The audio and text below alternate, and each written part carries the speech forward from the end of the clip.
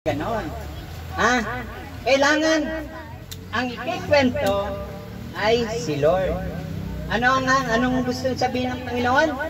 Ano ang salita ng Diyos? Ang sabi ng Diyos, ako ang puno ng ubas. Kayo ang mga sanga.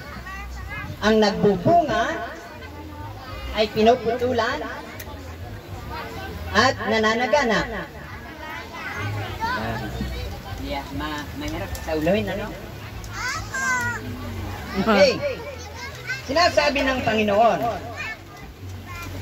nilinis na kayo sa pamagitan ng salitang sinasabi ko sa inyo. Yan.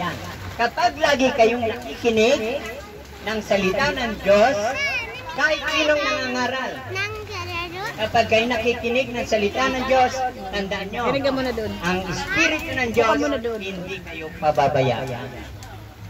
Dito sa mundong ito, maraming problema, maraming kaguluhan. Pero kahit magulo, kahit may problema ang mundo, maraming problema, kahit na marami nagkakasakit, tayo hindi magkakasakit. Amen. Nakikinig kayo? Sino nagbibigay ng protection sa atin? Si Papa Jesus. Si Lord.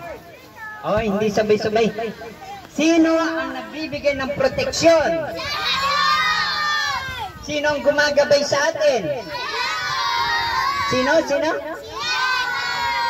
Si Jesus.